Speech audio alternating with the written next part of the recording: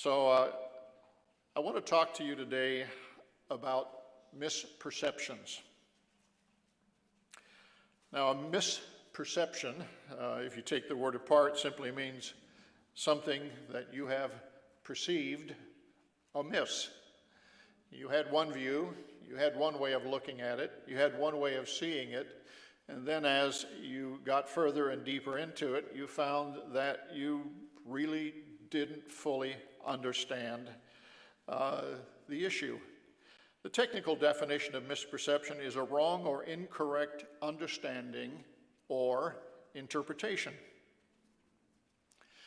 Now, all of us, if we stop and think for a minute about life and how we live life, all of us find ourselves in situations where misperceptions are not that big a surprise. I think they come up in everyday life in the way we tell stories.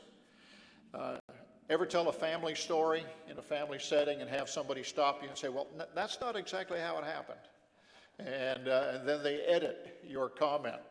Or it may be even worse than that. They may say, well, that isn't the way it happened at all. Diane and I have a standing laugh when we get into family stories, especially when we're talking to each other about a family story. We'll shake our heads at times because we were at the same place at the same time, and we both remember very different sets of circumstances. And I say, you and I have to tell a story together so all the parts are there at the same time. It isn't so much that we challenge each other's facts as we're thinking down a different track while the event is happening, and when we recall it, we're recalling a whole different channel of that particular event. That leads to a question. Do people ever misperceive Bible stories or Bible accounts? And of course, you all know the answer to that is yes. The best of us in terms of scholastic skills, the best of us in understanding, whoever the best of us is, I don't put myself in that category, but even the best at times will see something in the Bible and misperceive what it is that it's saying and what it is that it is recording. How do you cure that problem? How do you go about curing the problem of misperceptions? If I were to give a starting point, a launch pad for that quest, it would be the classic scripture given to Timothy by the Apostle Paul in 2 Timothy 2:15, where he said, "Study to show yourself approved, a workman that need not be ashamed, rightly dividing the word of truth."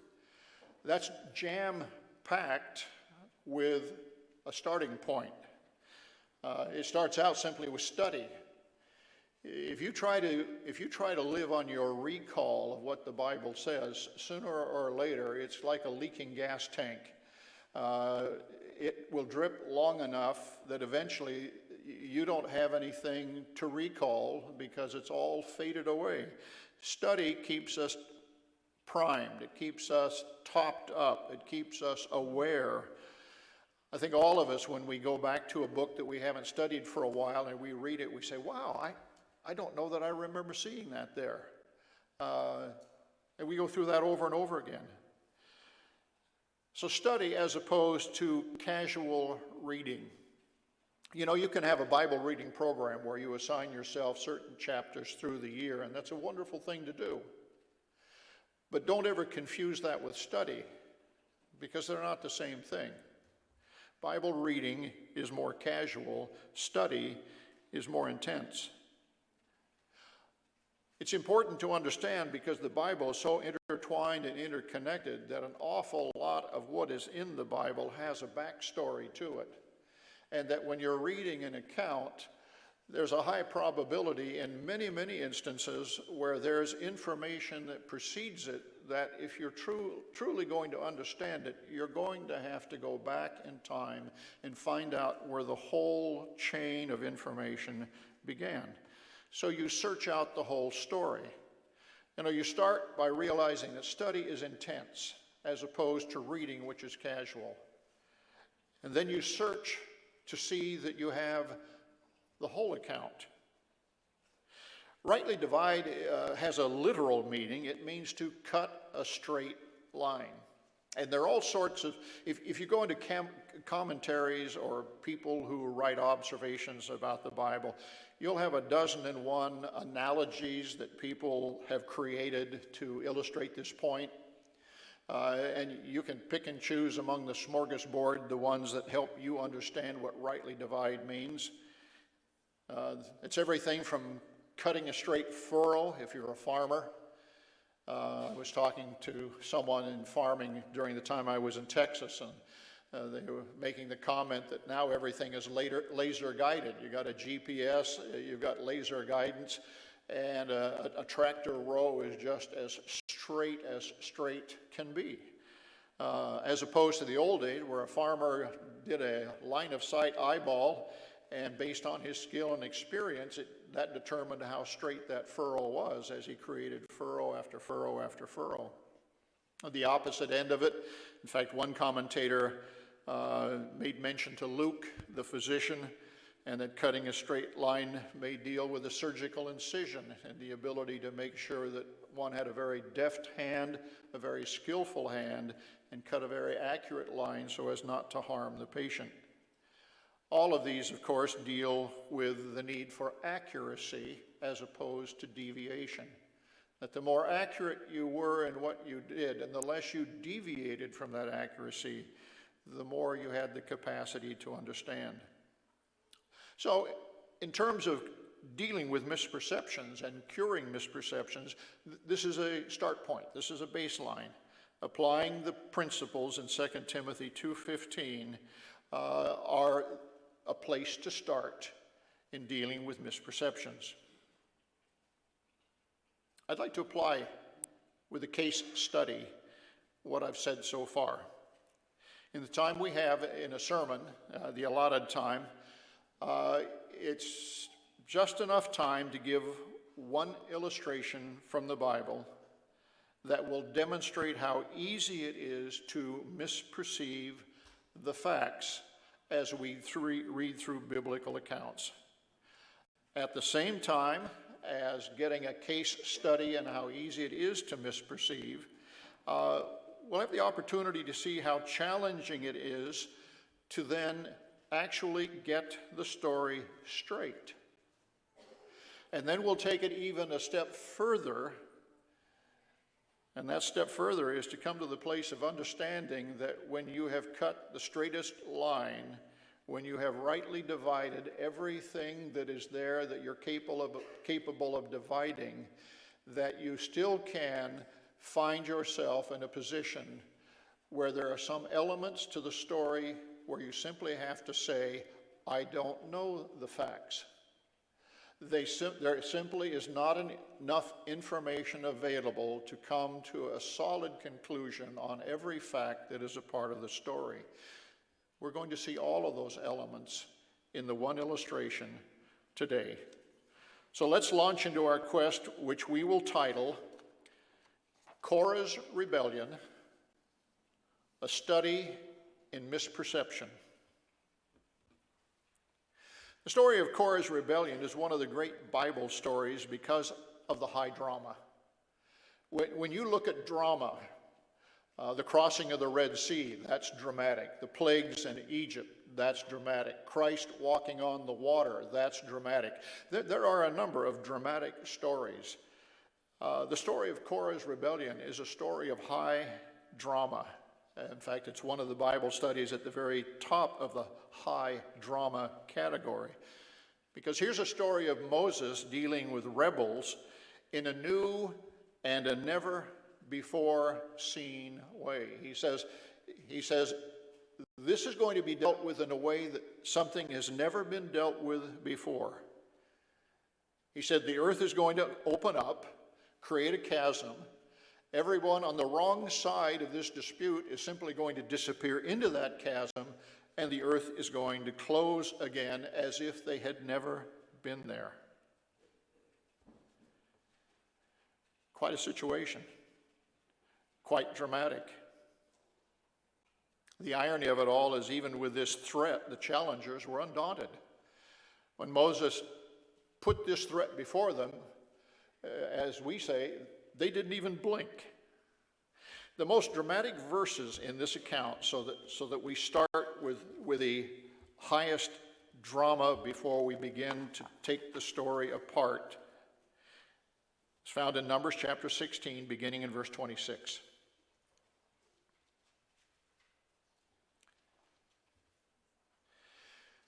So Moses is speaking to the congregation of Israel in the wilderness, and he says, starting in verse 26 of Numbers chapter 16, he spoke to the congregation, saying, "Depart now from the tents of these wicked men.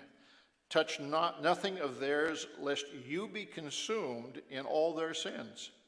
And so they got away from around the tents of Korah, Dathan, and Abiram. And Dathan and Abiram came out and stood at the door of their tents with their wives, their sons, and their little children. And then Moses said, "By this you shall know that the Lord has sent me to do all these works, for I have not done them of my own will. If these men die naturally, like all men, or if they are visited by the common fate of all men, then the Lord has not sent me. But if the Lord creates a new thing, and the earth opens its mouth and swallows them up with all that belongs to them, and they go down alive into the pit, that you will understand that these men have rejected the Lord." And then it came to pass, as he finished speaking all these words, that the ground split apart under them, and the earth opened its mouth and swallowed them up with their households, and all the men with Korah, with all their goods. So they and all that was with them went down alive into the pit. The earth closed over them, and they perished from among the congregation. As I said, this is truly one of the high drama stories of the Bible. Now the perception.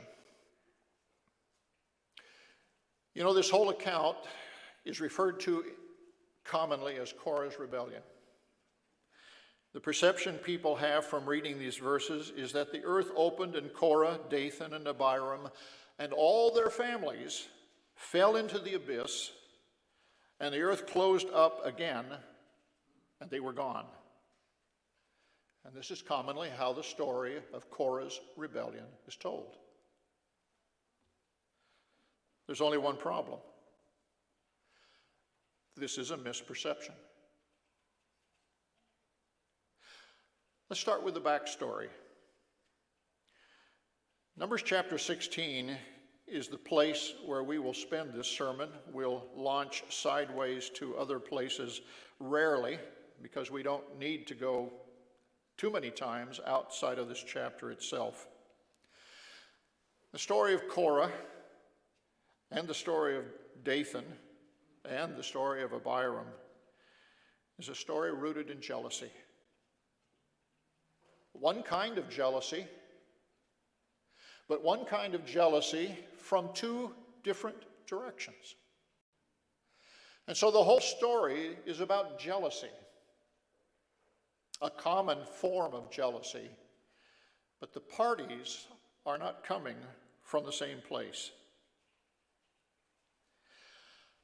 I'll reference a couple of places to you rather than turn there. That will give you something you can go back to support the story as we go. If we were to take the time, we would go back to Numbers chapter 4. And the first 20 verses of Numbers chapter 4 go through in detail the job assignment of Korah's family. Now, Korah was a Levite. There were multiple families of Levites. In fact, Aaron and Moses were from one of the families of the tribe of Levi.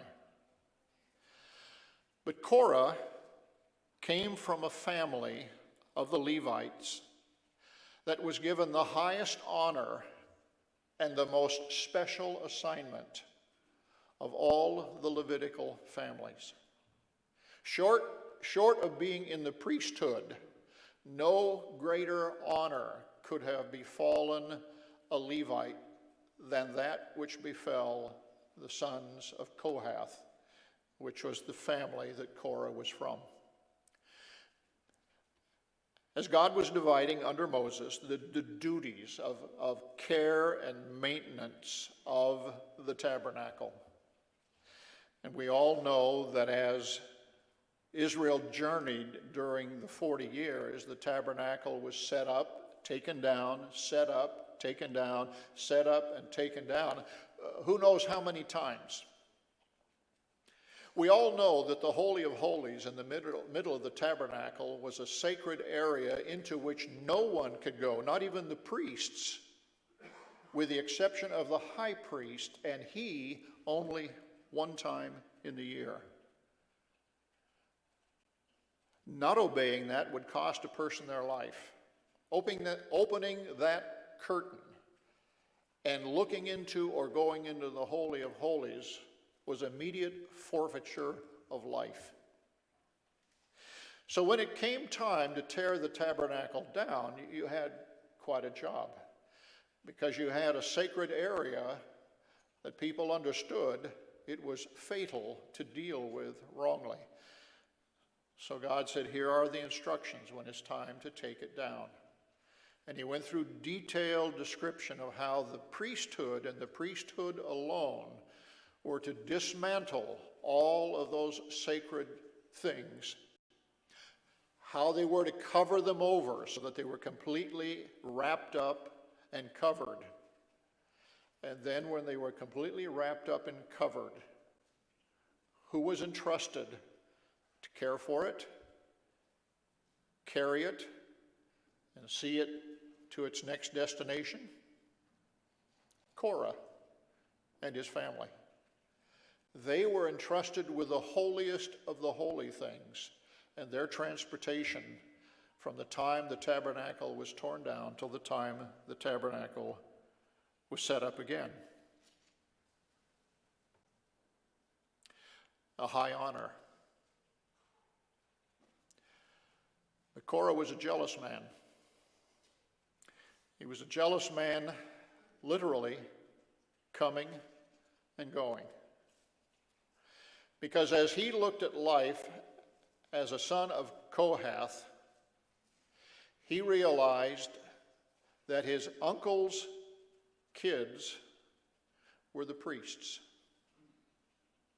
So he could look at his oldest uncle and say, the sons of my oldest uncle are, throughout all of time, they are the priests. And I have a glass ceiling. I and my family will never be priests. We will be Levites. And he chafed. As if that weren't enough to chafe over, when the children of the uncles were given their various assignments,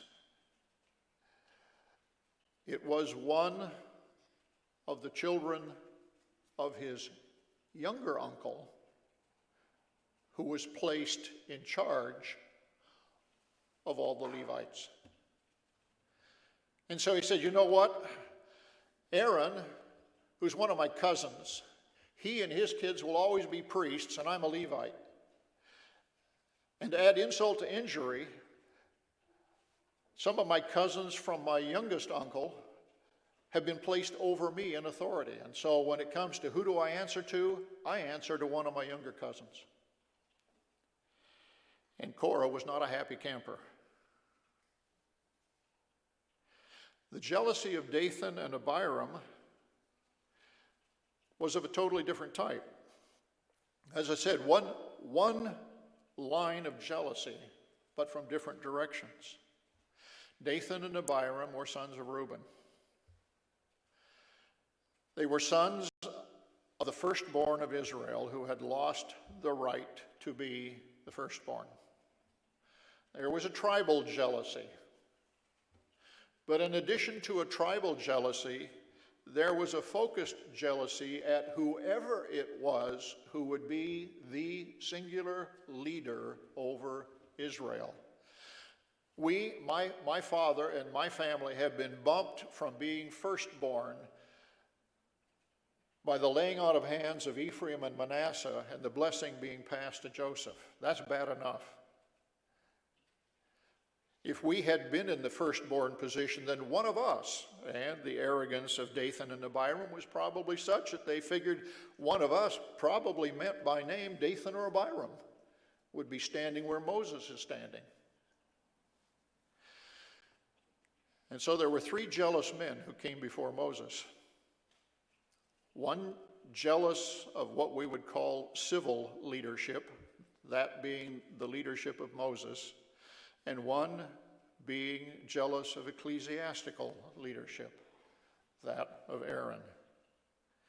We see it laid out very simply in the first 3 verses of Numbers 16. Now Korah, the son of Izhar, the son of Kohath, the son of Levi, with Dathan and Abiram, the sons of Eliab, and On, the son of Peleth, sons of Reuben, took men. I'll stop right here for a moment because apparently, and this is one of those things where we deal with conceptions and misconceptions, we simply have to say, based upon the evidence at hand, we make an assumption. We never see the name of On again. So here On was on, and after that On was off. Apparently, and that's all we can do. If we're being intellectually honest, all we can say is apparently On had second thoughts after Moses' warning and said, I think I better not continue the path I'm going, because On is never spoken of again. There was no finger shaking in his direction. There were no warnings in his direction.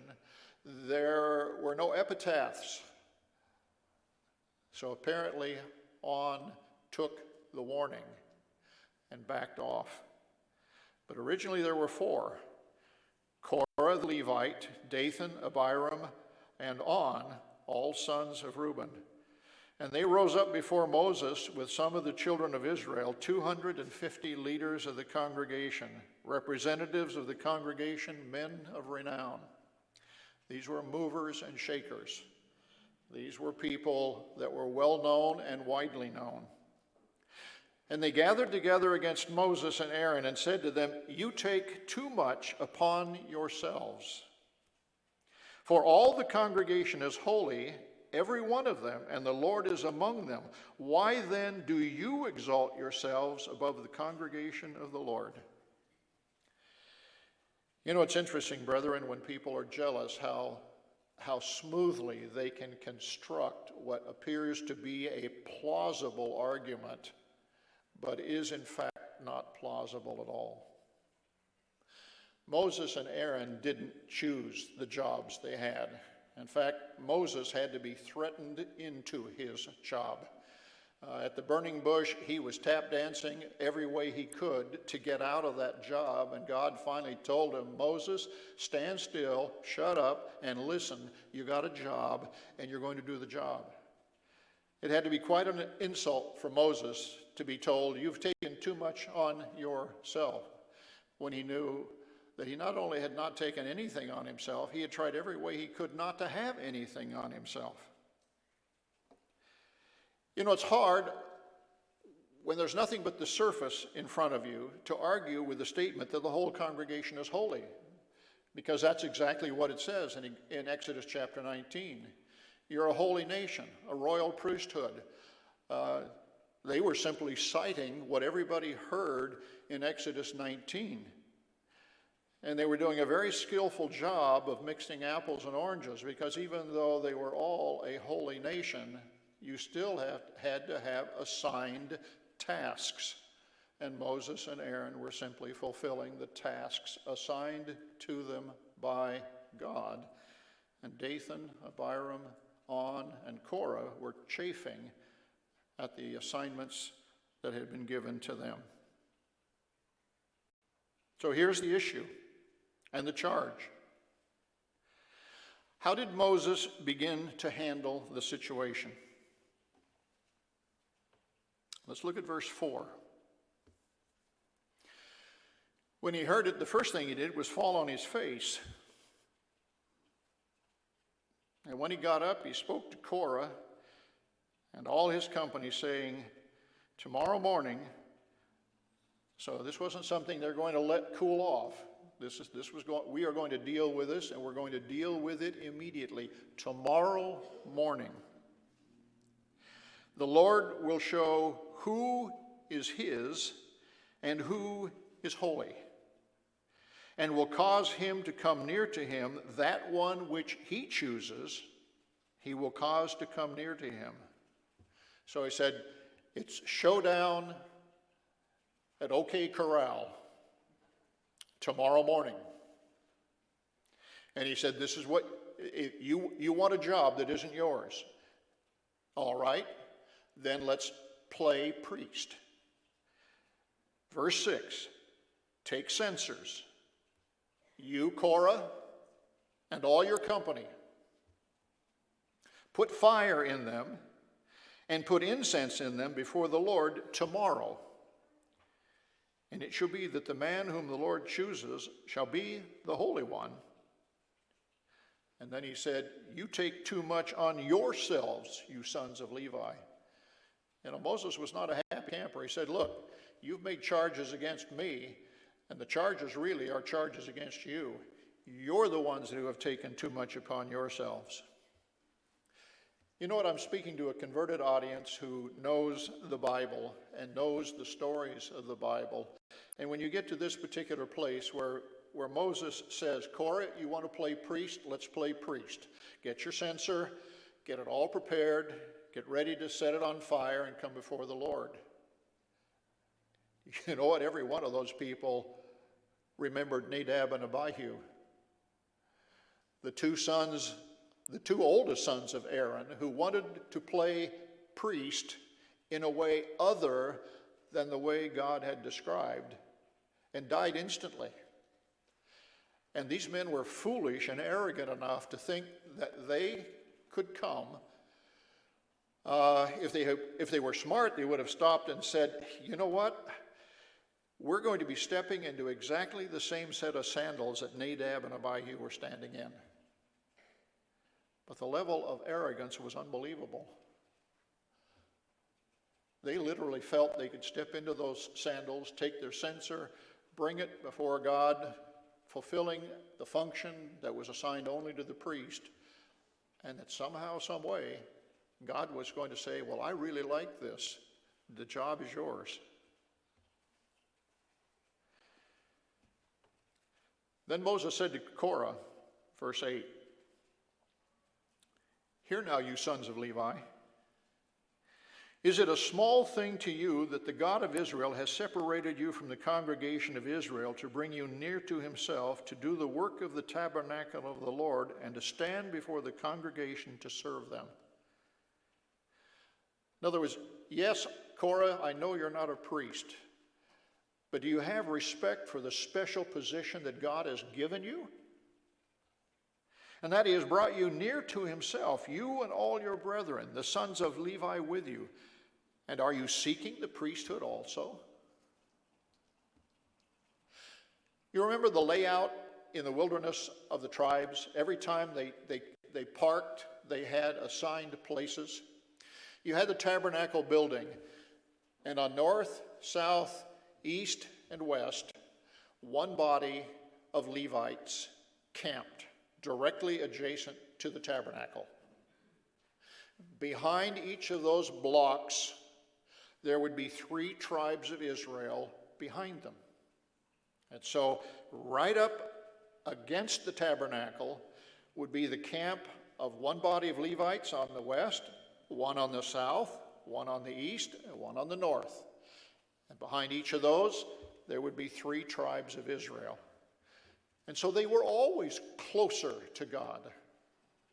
They came out their front door, so to speak, and the tabernacle was in front of them. And so Moses was saying, what's wrong with you? You've got a special position in all of Israel, and it's not enough for you? Do you have to have everything? Is it all or nothing? So verse 11, he said, therefore you and all your company are gathered together against the Lord, and what is Aaron that you murmur against him?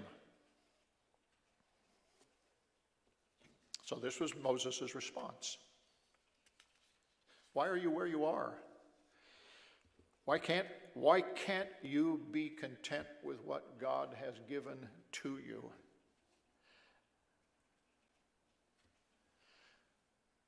So he has taken Korah. Remember, we had 4 people who were the spokespersons. And he simply did not deal with, he dismissed for the moment everyone but Korah. And he said, Korah, let's deal with your issue. Your issue is you want to be priest. Doesn't apply to Dathan and Abiram, so I can talk to Dathan and Abiram later. But I need to talk to you right now. We need to deal with one issue at a time. So you want to play priest. You bring your 250 men that you brought along with you. Everybody get a censer. Prep it like a priest would prep it. And tomorrow morning, come to offering time prepared to play priest.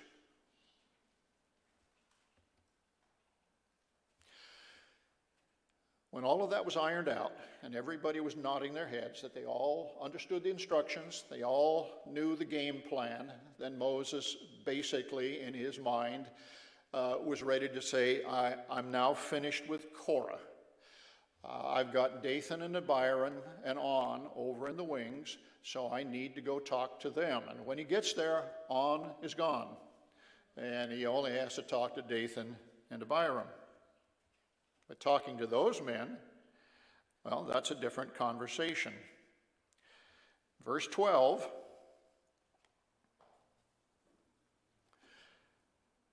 Now that he's finished with Korah, Moses sent to call Dathan and Abiram, the sons of Eliab.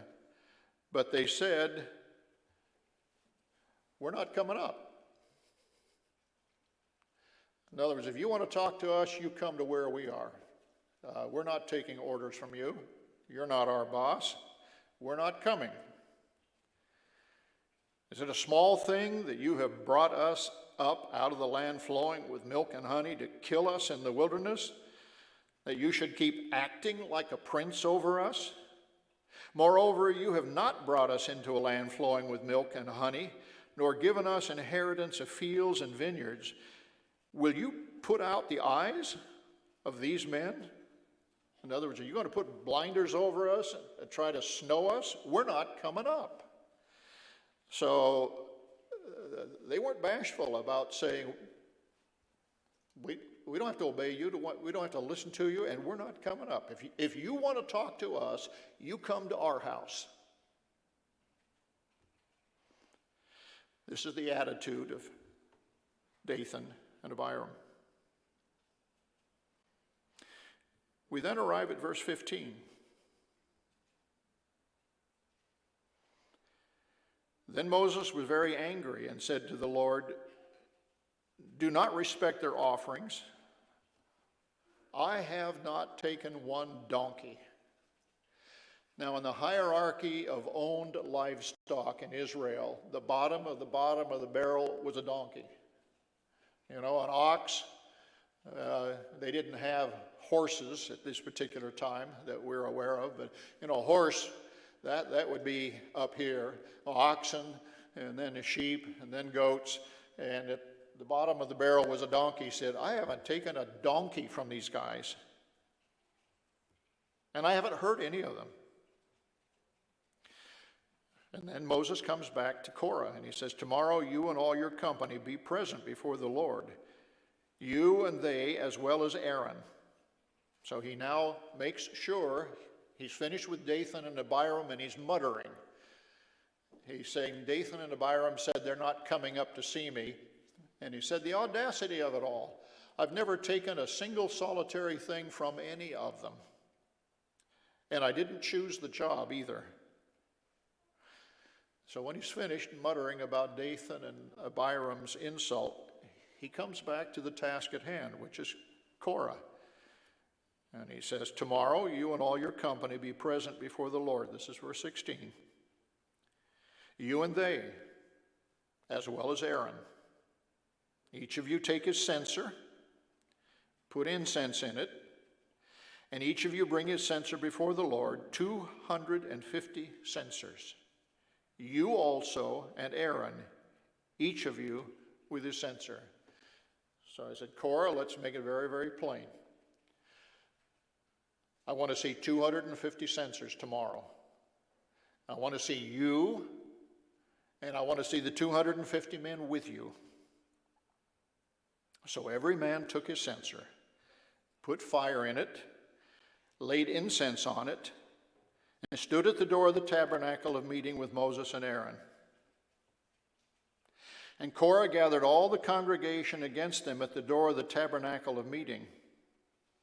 Then the glory of the Lord appeared to all the congregation, and the Lord spoke to Moses, saying, God was looking at the situation, and he was looking not just at Dathan, Abiram, Korah, and On, and the 250 men that were following, but he was looking at a very broad swath of the attitude of the whole camp of Israel. And God, who sees all, knows all, and understands all, said, I've got a mind to consume the entire camp. He said in verse 21, separate yourself from among the congregation that I may consume them in a moment. And then they fell on their faces and said, O God, the God of the spirits of all flesh, shall one man sin and you be angry with all the congregation? And so Moses, Aaron, says they, appeal to God. God, don't take all the gullible people who have been influenced by these men and destroy the congregation. And so the Lord spoke to Moses, saying, speak to the congregation, saying, get away from the tents of Korah, Dathan, and Abiram. And then Moses rose up and went to Dathan and Abiram, and the elders of Israel followed him. And he spoke to the congregation, saying, get away, depart from the tents of these wicked men, touch nothing of theirs, lest you be consumed also. And so they got away from around the tents of Korah, Dathan, and Abiram. And Dathan and Abiram came out and stood at the door of their tents with their wives, their sons, and their little children. All right. We need to stop at this particular point because I said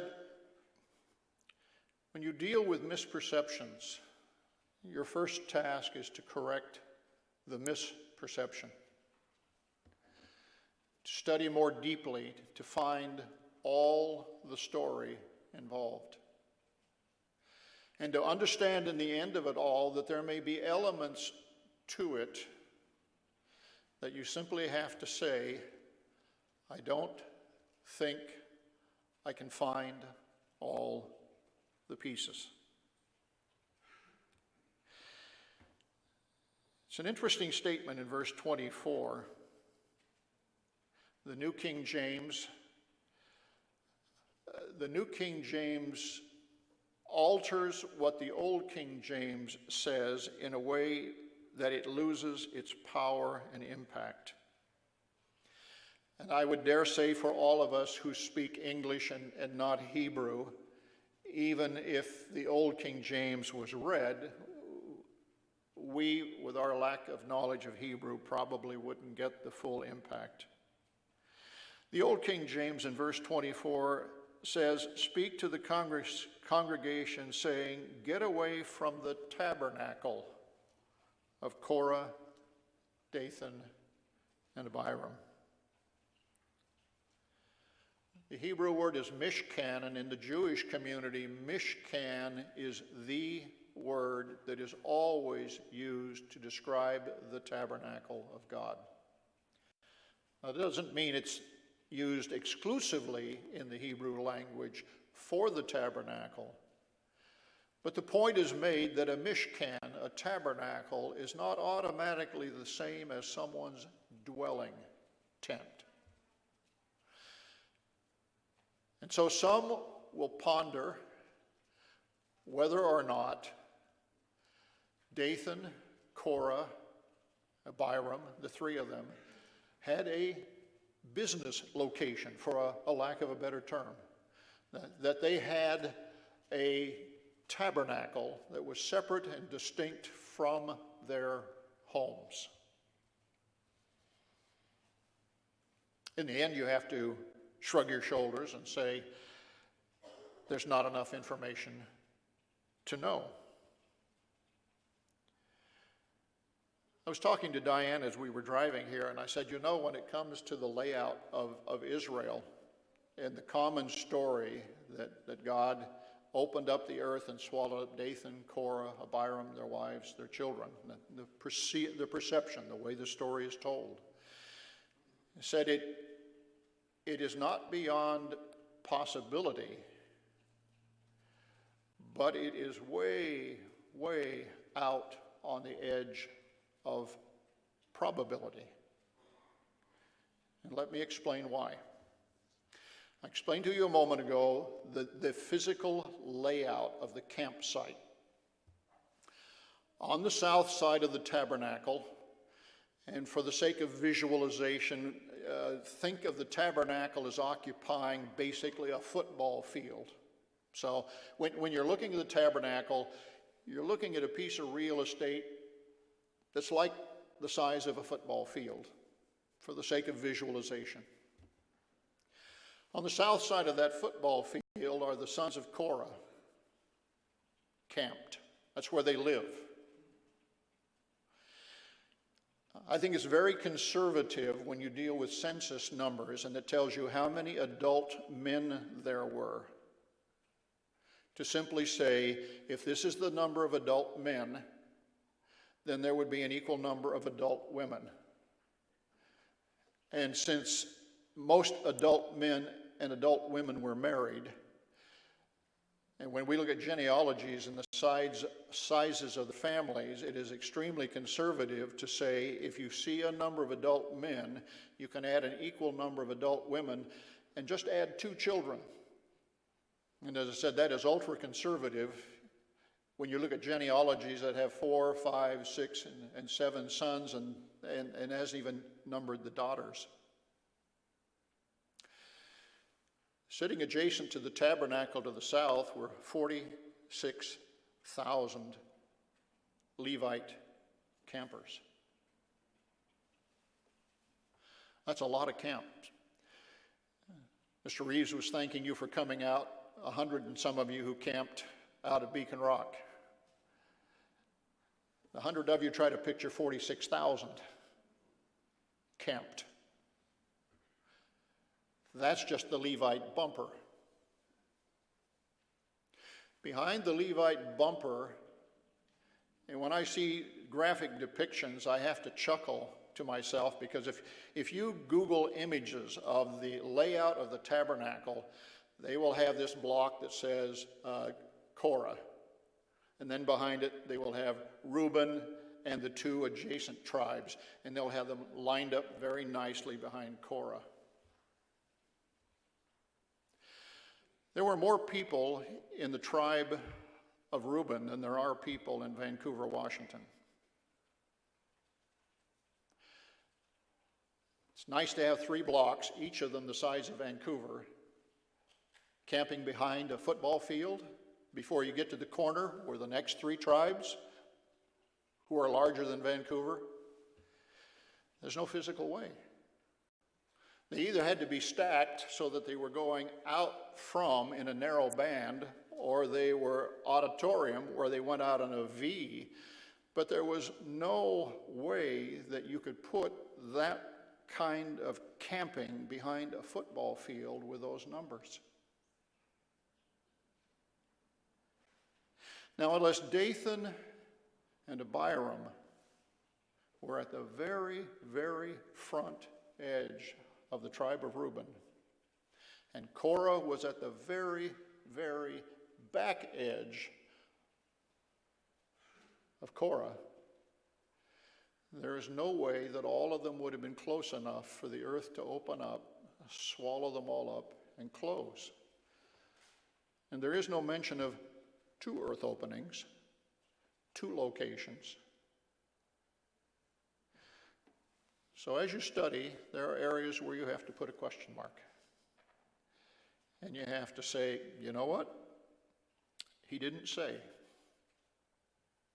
I can ponder. I can even ponder to the place of speculation. But at the end of it all, he didn't really totally say. Now that we've laid out the demographic, let's go back to where we were. Dathan and Abiram had told Moses, "We're not coming." So Moses came to them. And we were at verse 28, where he was saying, you're going to see a miracle, and it will prove who God supports. He said, if these people die naturally, then God isn't with me. If a miracle happens, God has made his point. And chapter 16, verse 31, it came to pass as he finished speaking all these words, that the ground split apart under them. The earth opened its mouth and swallowed them up with their households, and all the men with Korah with all their goods. And so they and all that were with them went down alive into the pit, and the earth closed over them, and they perished from among the congregation.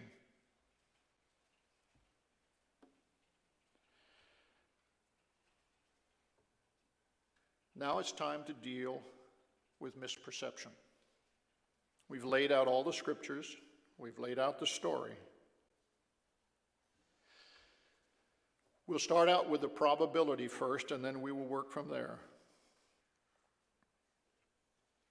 When we look at the warning to stay away from the tents of Korah, Dathan, and Abiram, that's the warning. When we see who came out to stand in front of their tents, there is no Korah. If you ask the question, who came out to stand in front of their tents with their wives and their children, the biblical answer is Dathan and Abiram.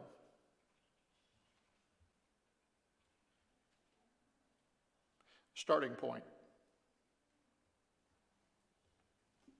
Let's now go to verse 33.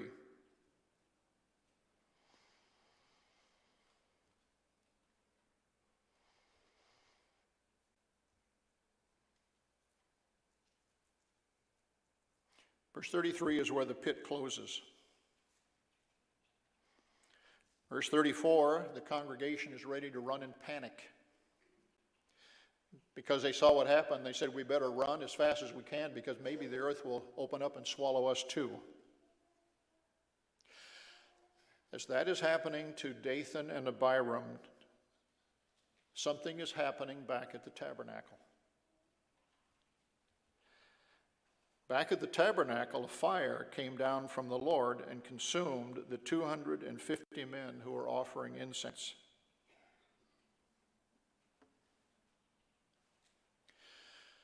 When we began the story, what was Korah's beef? I deserve as much to be a priest as anyone. What is Moses' solution? Let God choose who he wants to be a priest. You and 250 men come and play priest.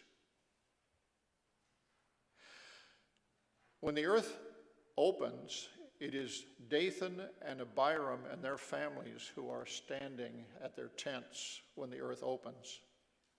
At the tabernacle are all the men who wanted to play priest, who are experiencing the same thing that Nadab and Abihu experienced: utter, complete, and instantaneous destruction by fire.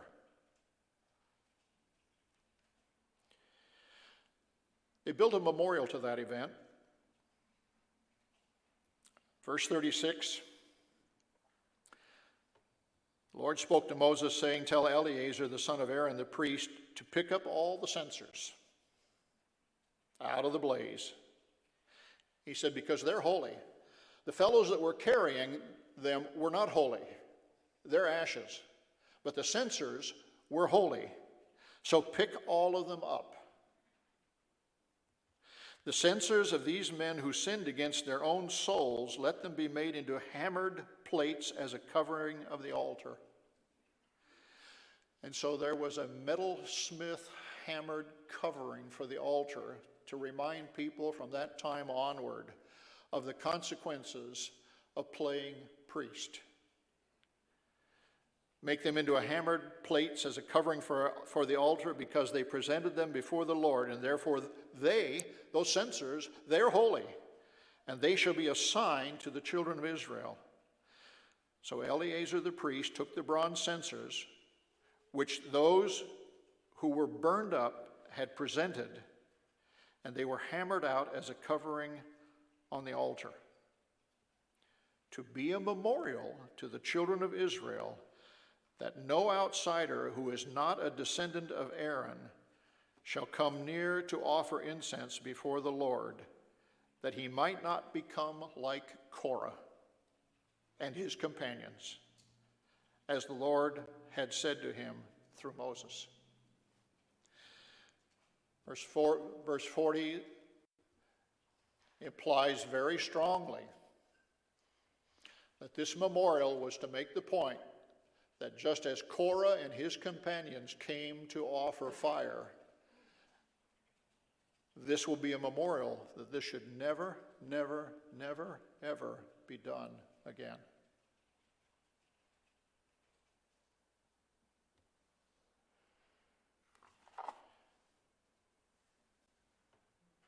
All the evidence points to Dathan, Abiram, and their families going into the pit, and Korah being consumed by fire, playing priest. Support to Numbers 11 is found in support to Numbers 16 is found in Deuteronomy chapter 11. As the story is retold, now this one being 40 years later, just before Israel goes into the promised land, they're being given a primer on their history. What had happened, the good, the bad, and the ugly. And just before they go into the promised land in Deuteronomy chapter 11, as they are going through their history, they come to this same event. And in verse 5, breaking into the middle of a thought, it says, and what he did for you in the wilderness until you came to this place, and what he did to Dathan and Abiram and the sons of Eliab, the sons of Reuben, how the earth opened its mouth and swallowed them up, their households, their tents, and all their substance that was in their possession in the midst of all Israel. But your eyes have seen every great act of the Lord, which he did. So as Moses was rehearsing, now 40 years later, to the children of these people, he is recounting the earth opening. And again, the focus is solely on Dathan and Abiram. As we go all the way into the days of David and the writing of the Psalms, we come to the 106th Psalm, which itself is a memorial of sorts to this same event. It is a psalm entitled, "We Have Sinned." So as they sang this particular song, the title of the song they would have sung was, "We Have Sinned." And as it walks through the parade of sins that Israel has committed, it comes to Psalm 106, verse 16, that says, "When they envied Moses in the camp, and Aaron, the saint of the Lord, the earth opened up and swallowed Dathan, and covered the faction of Abiram. And fire was kindled in their company. The flames burned up the wicked." And so it describes the two events, the swallowing of the tents of Dathan and Abiram, and the kindling of the fire against, in this case, the undescribed company. We now have a broader story, but at the beginning, the focal point of our destination was to remove the misperception that Korah's rebellion described Korah, his wife, and all his family being swallowed up in the abyss, along with Dathan, Abiram, their wives, and their families. In Numbers chapter 26, there is a census. It's actually the second census in Israel. And in Numbers chapter 26, a census is being taken of the tribe of Reuben.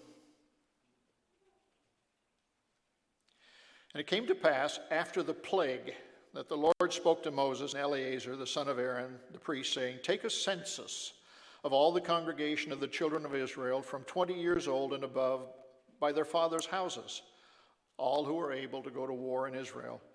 So Moses and Eleazar the priest spoke with them in the plains of Moab by the Jordan across from Jericho. So this, as you can see time-wise, is just before they're ready to go into the promised land. They're on the plains of the Jordan across the river from Jericho, so we know the time setting. Take a census of the people from 20 years older, just as the Lord commanded Moses and the children of Israel who came out of the land of Egypt.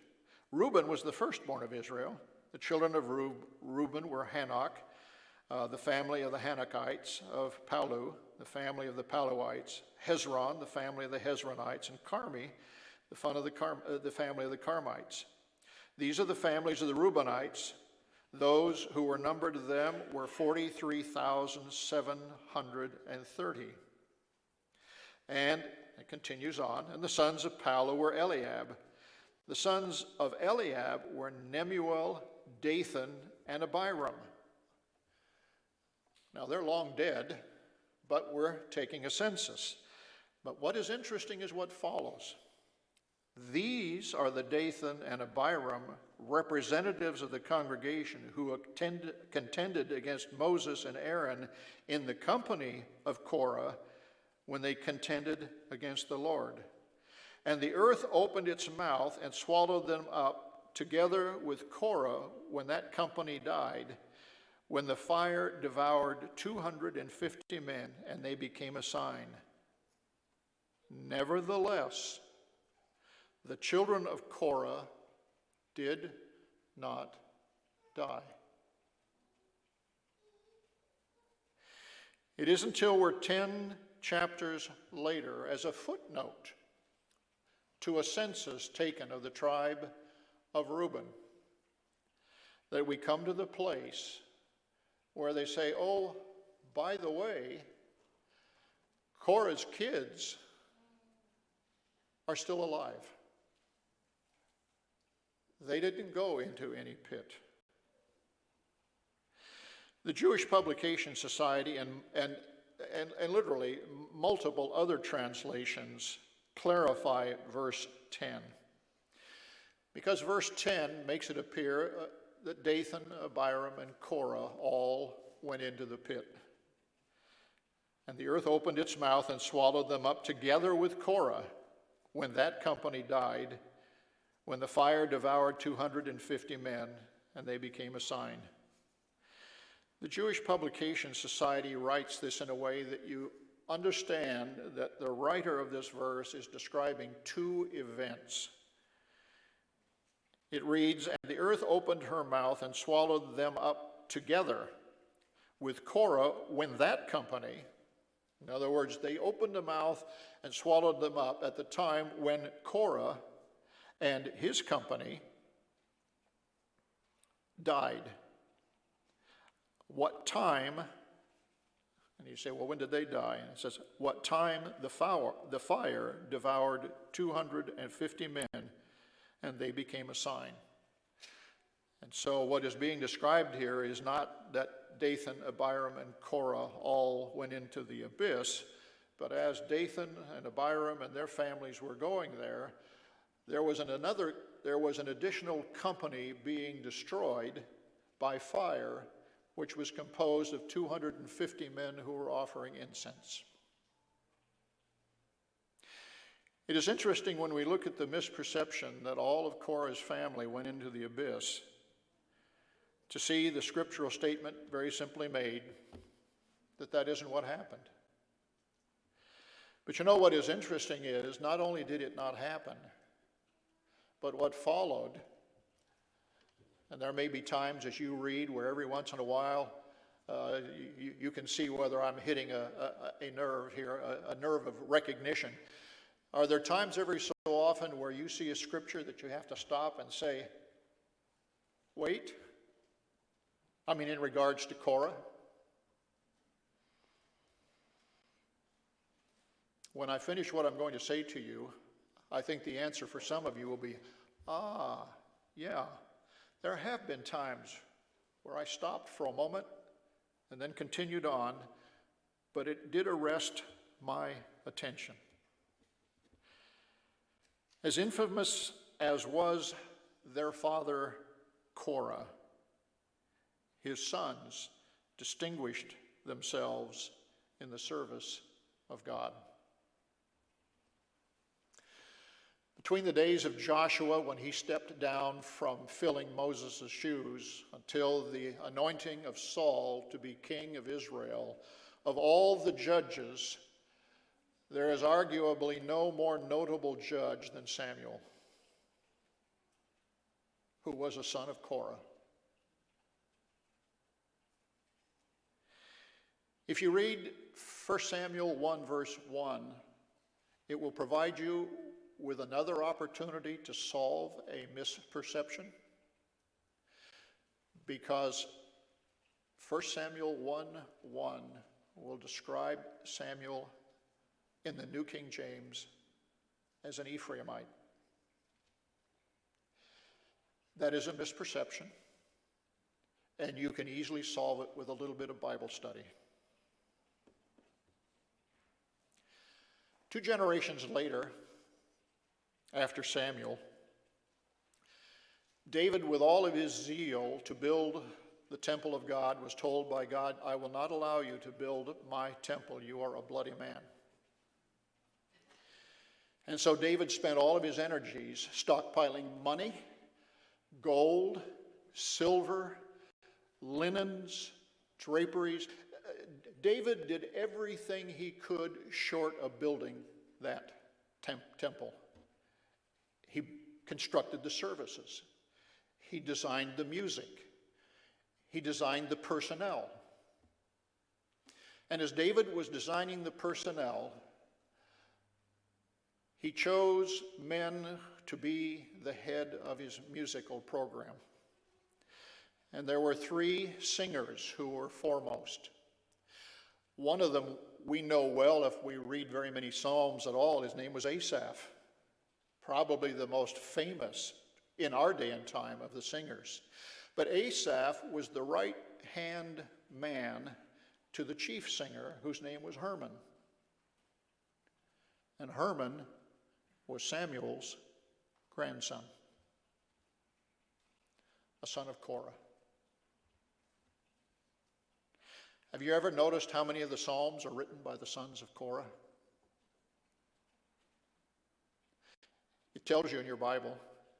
If you walk through the Psalms and read, it will say a psalm written by the sons of Korah. The The sons of Korah wrote Psalms 42 through 49. They wrote Psalm 84 and 85 and 87 and 88. And they're all labeled Psalms of the sons of Korah. Sabbath after Sabbath after Sabbath, you praise God by the works of the sons of Korah. You sing, as a deer, righteous judge from foes defend me. O God, we have heard. God is our refuge. Mount Zion stands most beautiful. Great is the Lord. O Lord of hosts, my King, my God, how lovely are thy dwellings. God of grace and God of glory, and glorious things of thee are spoken, are all the product of the sons of Korah. It's inspiring to know that God does not hold the rebellion and the sins of a man against his children and his offspring, and that they are judged according to their own fruits and their own righteousness. But as we walked through that historical case, it was an opportunity to correct a misperception.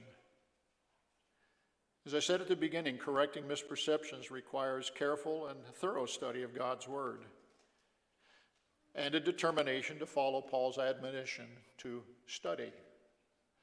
Not just peruse or skim or daily read, but to study. To prove oneself as a workman who can be satisfied that they have worked hard to find the true perceptions that God wants them to absorb and to rightly divide the word of truth. The reward, and I hope today's sermon was an opportunity to demonstrate that, the reward of doing that and the fruit of it can be both rewarding and inspiring.